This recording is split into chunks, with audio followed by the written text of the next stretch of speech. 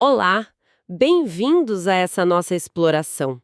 Hoje a gente vai mergulhar num universo que tá na boca do povo, né? Inteligência artificial. Oi, é um prazer estar aqui e realmente parece que todo dia tem novidade, né? Exato. É recomendação personalizada, é carro autônomo surgindo, assistente que conversa com a gente. Fica até difícil acompanhar. Com certeza. E a nossa missão aqui hoje é justamente tentar desmistificar um pouco essa jornada. Quer dizer, como é que a gente saiu de algoritmos que, vai lá, aprendiam os padrões mais básicos para chegar nesses sistemas que criam textos, imagens, coisas super realistas. É uma evolução fascinante. Pois é, então vamos tentar conectar os pontos, sabe? Machine Learning, Deep Learning, aí vieram os tais Transformers e agora essa febre da IA generativa. Isso. É importante entender essa linha do tempo, digamos assim. A gente deu uma olhada em vários materiais, desde análise de mercado até umas explicações mais técnicas mesmo, para tentar tirar o essencial, para entender a evolução e, claro, o que isso significa para os negócios hoje. Bom, vamos lá. Vamos nessa. Então, parece que tudo começa mesmo com o machine learning, o aprendizado de máquina. O nome pode assustar um pouco, mas a ideia central parece até intuitiva, né? Ensinar a máquina a aprender. Exatamente. É isso. Machine Learning, ou ML, é essa área da IA onde os sistemas aprendem com dados. A chave é que eles aprendem sem a gente precisar programar regra por regra para cada tarefa. Ah, então a máquina identifica padrões sozinha nos dados? Isso, em grandes volumes de dados. Para quê? Para fazer previsões ou tomar decisões. É como sair daquela análise que só descreve o que já aconteceu para tentar prever o que pode acontecer, sabe? Um tipo muito comum é o aprendizado que a gente chama de supervisionado. O modelo aprende com exemplos que já vêm com a resposta certa, tipo um gabarito. Pensa, por exemplo, em analisar o histórico de crédito de milhares de clientes para tentar prever o risco de um novo cliente não pagar. Aqueles modelos de credit score, sabe? Usam muito isso. Ah, clássico. Ou então usar dados de vendas do passado para tentar prever quanto um produto vai vender no futuro. Tem técnicas bem poderosas para isso, que combinam várias abordagens para ter um resultado mais confiável. Entendi. Então, para o mundo dos negócios, o valor inicial foi esse, né? Ganhar essa capacidade de prever melhor, de automatizar algumas decisões. Exato. Tipo, sei lá, identificar uma fraude antes que aconteça, ou otimizar um estoque, ou até personalizar a experiência do cliente de um jeito que antes não dava. Perfeito. O impacto prático foi, gigantesco. Empresas começaram a usar ML para otimizar estoque prevendo demanda. Grandes varejistas fazem isso o tempo todo. Imagino. Bancos e financeiras melhoraram muito a detecção de fraude, quase em tempo real. E aquelas plataformas de streaming, de vídeo, de música, usam ML para entender o que a gente gosta e recomendar a próxima coisa, né? Para manter a gente lá. É verdade. Vicia, né? Pois é. O foco era muito em eficiência operacional e em tornar a experiência do cliente mais relevante, mais engajadora. Ok, então o ML fez essa base. Aprender com dados, achar padrões, prever. Mas aí começou a bombar o termo Deep Learning, aprendizado profundo. O que tem de tão profundo aí? Foi aí que a coisa ficou mais interessante. Ficou mais poderosa, digamos. Deep Learning é, na verdade, um tipo específico de Machine Learning, mas tem uma diferença fundamental. Qual? No ML mais tradicional, muitas vezes um humano, um especialista, tinha que meio que dar uma dica para o modelo, sabe? Indicar quais características dos dados eram importantes para ele olhar. Ah, tinha um trabalho manual ali. Tinha. Já o Deep Learning usa as tais redes neurais artificiais, mas com muitas camadas conectadas. Por isso, o Deep, o profundo. Camadas de processamento, tipo? Isso, camadas de neurônios artificiais. Elas são inspiradas bem de leve no nosso cérebro e conseguem aprender representações muito complexas dos dados de forma mais autônoma, sozinhas. E qual a grande vantagem disso? A principal é que o Deep Learning lida muito bem com dados não estruturados, que é a maioria dos dados que a gente tem no mundo, né? Imagem, vídeo, áudio, texto livre. Desses modelos mais recentes, como os Transformers, A gente até teve outras tentativas de redes neurais para lidar com sequências, tipo texto ou dados que mudam no tempo, mas elas ainda sofriam um pouco para pegar relações de longo prazo nesses dados. Tinha limitações. Então, essa capacidade de aprender direto da imagem, do texto, sem precisar daquela arrumação toda antes, foi o grande salto. Imagino que isso abriu portas para aplicações que antes eram, sei lá, ficção científica. Com certeza, o Deep Learning foi o motor por trás dos avanços, assim, espetaculares que a gente viu em reconhecimento de imagem, de voz e no processamento de linguagem natural. Tipo, É a tecnologia que permite um carro autônomo ver e entender o que está acontecendo na rua. É o que faz os assistentes virtuais, os chatbots mais modernos, entenderem o que a gente fala e responderem de um jeito mais natural, mais fluido. Até em áreas como cibersegurança, o DELE ajuda a pegar ameaças super sofisticadas, analisando padrões de comportamento que para métodos antigos seriam quase invisíveis. A gente passou a lidar com a complexidade do mundo real de um jeito muito mais eficiente. Falando em entender linguagem, esses modelos mais recentes, tipo o que a gente vê no chat GPT e outros, eles são impressionantes, né? Como eles entendem o contexto, a piadinha, a ironia, mesmo numa conversa longa.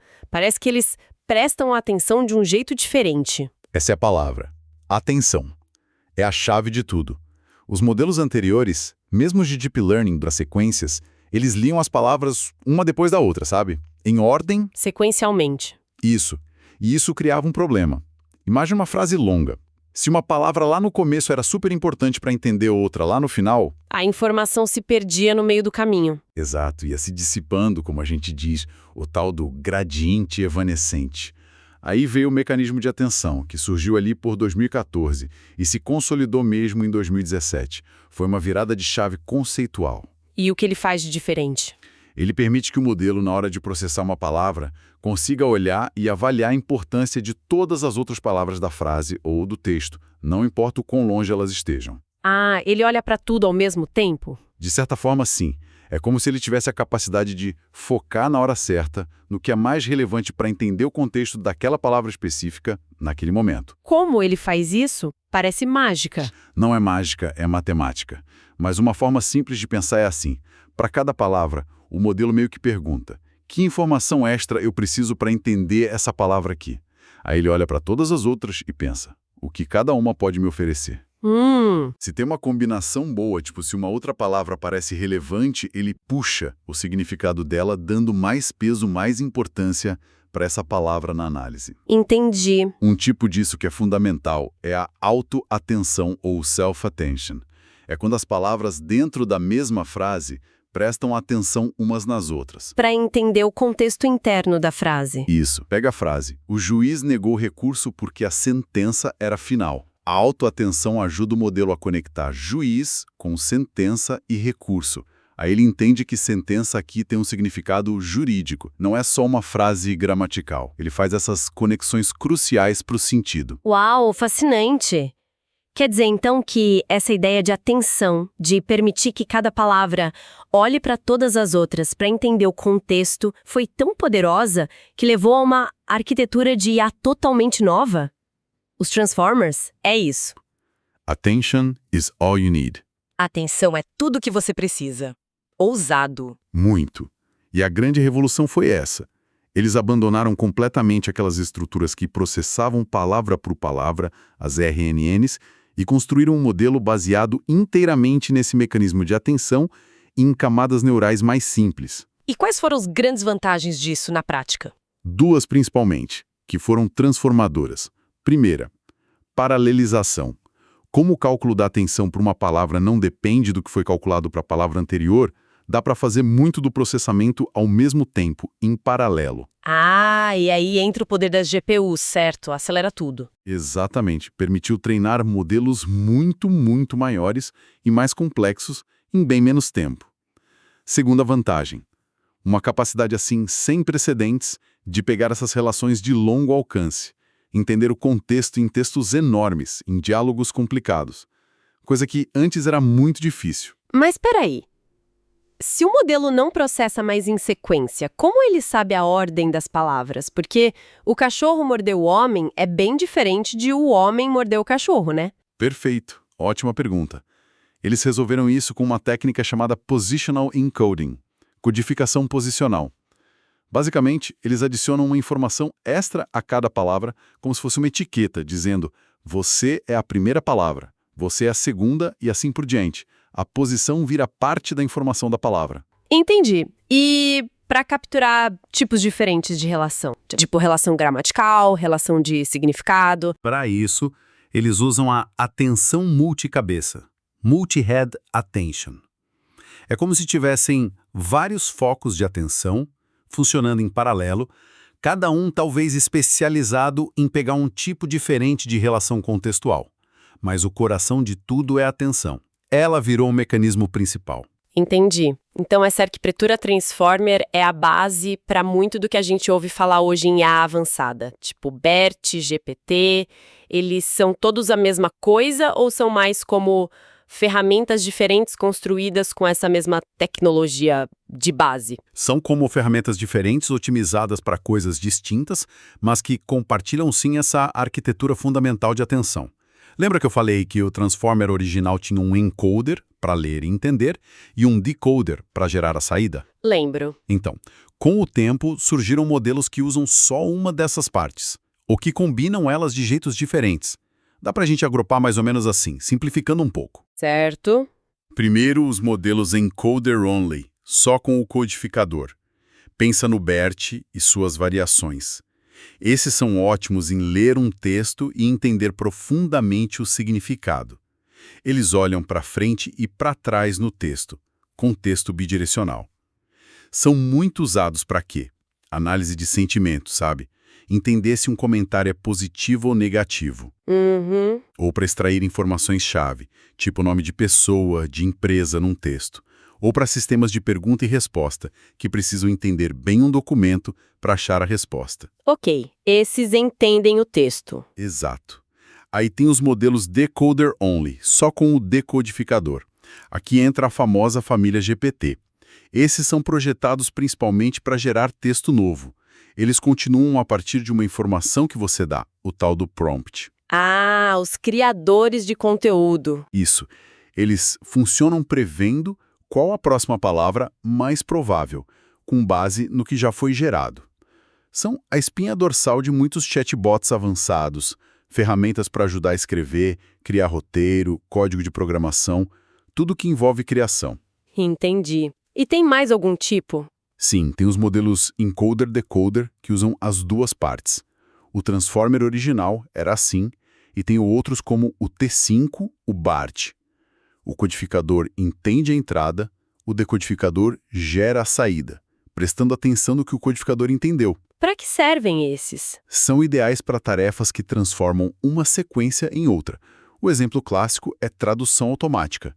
Entra texto num idioma, sai em outro. Ou sumarização. Entra um texto longo, sai um resumo curto. Perfeito. E essa capacidade de gerar texto, principalmente dos modelos decoder-only, nos leva direto para inteligência artificial generativa, né? O assunto do momento. Exatamente. A IA generativa, que explodiu em popularidade impulsionada por esses grandes modelos Transformers do tipo decoder, tipos da linha GPT, é focada nisso, criar conteúdo novo. Conteúdo que parece que foi feito por um humano. Não só texto, né? Não só texto. Textos coerentes, criativos, imagens super realistas a partir de uma descrição, código de programação que funciona, até música. A combinação da arquitetura Transformer, que entende o contexto e a linguagem de forma profunda, com o treino em volumes absurdos de dados da internet, permitiu esse salto de qualidade e versatilidade na geração. E o impacto disso nos negócios. Deve ser gigantesco. A gente já tá vendo, né? É gigantesco. E olha, acho que a gente ainda está só começando a arranhar a superfície. Já tem pesquisas mostrando que uma parte bem significativa das horas de trabalho em várias funções pode ser ou automatizada ou aumentada pela IA generativa. Aumentada? Como assim? Aumentada no sentido de que a IA ajuda o profissional a ser mais produtivo, a ter ideias, a fazer tarefas repetitivas mais rápido. Por exemplo, estimativas para a América Latina falavam em algo como 22% das horas de trabalho com potencial de automação e outras 17% com potencial de aumento de capacidade. Isso libera tempo, potencializa a produtividade. É um ganho de eficiência enorme, então. Mas imagino que o valor vá além de só fazer as mesmas coisas mais rápido, né? Com certeza. A automação, o ganho de produtividade, isso é só, digamos, a primeira camada. O verdadeiro desafio e a oportunidade para as empresas é pensar estrategicamente. Como assim? Como usar essa nova capacidade de entender informação e de gerar conteúdo para inovar de verdade, para criar produtos e serviços que nem existiam antes, para repensar modelos de negócio inteiros. Não é só comprar uma ferramenta, então. De jeito nenhum. Exige investimento numa base digital forte, bons dados, nuvem, capacidade de IA. Exige um esforço sério de requalificar as pessoas, porque muitas funções vão mudar sim. E exige um compromisso muito forte com o uso responsável, ético da IA. Gerenciar viés, garantir transparência. São muitos desafios também. Muitos. Mas o mercado para IA generativa está crescendo de forma exponencial. Isso mostra que não é só uma modinha, sabe? É uma transformação fundamental na forma como a gente trabalha e cria valor. Uau, que jornada a gente fez aqui. Saímos lá do aprendizado inicial de padrões com o machine learning. Que já era um avanço em tanto. Sim, aí mergulhamos no deep learning, que começou a lidar com a complexidade do mundo real, imagem, voz. Abrindo novas portas. Entendemos como a tal da atenção foi a chave para destravar o poder dos transformers, para eles realmente dominarem a linguagem. Uma mudança de paradigma mesmo. E chegamos agora nesse poder criativo da IA generativa. Então, o que tudo isso significa, afinal? Fica claro como uma coisa foi construindo em cima da outra, né? Totalmente. Cada etapa trouxe mais capacidade, abriu novas aplicações para os negócios, começou com otimizar a operação, prever risco, depois foi para reconhecer o mundo, entender o que a gente fala e agora está nessa era de compreensão profunda da linguagem e de criar coisas novas, gerar insights de um jeito que a gente não imaginava. A evolução foi de analisar o passado para começar a criar o futuro, né? Perfeito. E o ritmo só acelera. A grande questão para os líderes hoje não é mais se a IA vai impactar o negócio. Isso é fato. A questão é como liderar essa mudança de forma estratégica. E responsável, imagino. Fundamentalmente responsável. Como capturar o valor imenso que essa tecnologia oferece, mas fazendo isso do jeito certo, pensando nas pessoas, nos processos, na sociedade como um todo. E qual seria uma reflexão final para a gente levar daqui? Olha, a gente fala muito de ganho de eficiência, e isso é importante, claro, mas talvez o mais interessante seja pensar além disso. Como essa capacidade da IA generativa de entender informação profundamente, de conectar ideias de jeitos novos, de criar soluções originais, como isso pode de fato reinventar modelos de negócio inteiros. Ou até mesmo criar mercados que hoje a gente nem consegue conceber. Talvez o potencial mais disruptivo não seja fazer o que a gente já faz, só que mais rápido. Talvez seja possibilitar o que hoje parece impossível. É algo para a gente pensar e explorar continuamente. Excelente ponto para a gente ficar matutando. Bom, esperamos que essa nossa conversa tenha ajudado a conectar os pontos e a trazer um pouco mais de clareza sobre essa tecnologia que está transformando tudo, né? E sua relevância cada vez maior para o mundo corporativo. Obrigado pela companhia. Obrigado pelo convite. Foi ótimo conversar.